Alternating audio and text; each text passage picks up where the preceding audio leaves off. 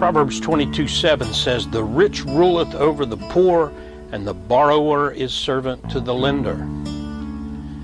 Most Christians are upper middle class to lower middle class. Few of us are really poor in the historical and global sense of that word, and even fewer of us live among the wealthy elites. But those who are rich these days actually do borrow money using credit as a tool for wealth.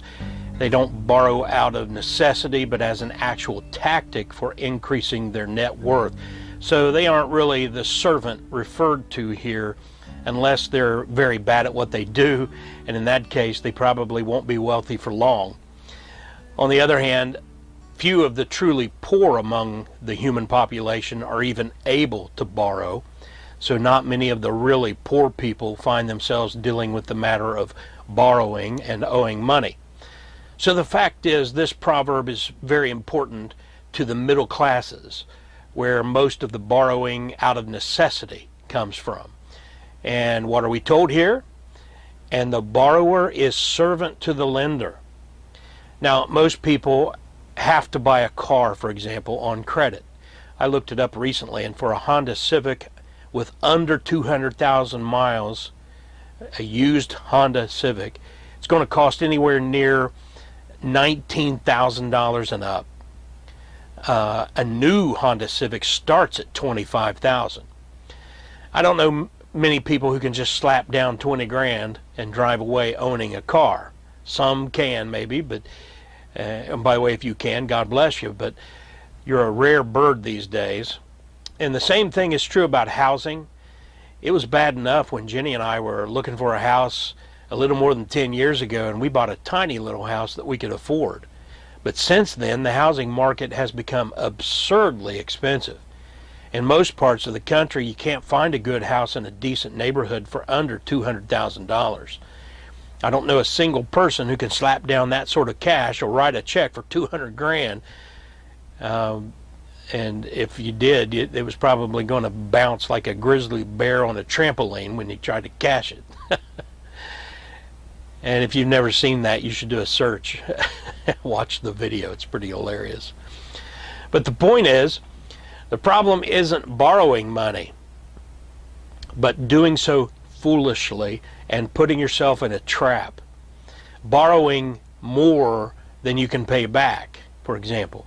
Borrowing for a house that's just way too much house or too big. Borrowing for a car you really can't afford. Borrowing at a very high interest rate, which is true in the housing market right now, unless you can find a really good deal. You got to be very, very careful. I know it's necessary to get a house, but what's worse really is some of the buy here, pay here places. You can buy cars in places like that, or rent to own places. Not all of them, but a lot of them, they're all set up to let you buy on credit, but some of them, the interest rate is so high that if you make the minimum payments, you'll pay for that thing 3, 4, 5 times what it's worth. And so at that point, you're really just like an unpaid servant making money for the lender, who is like a master who owns you.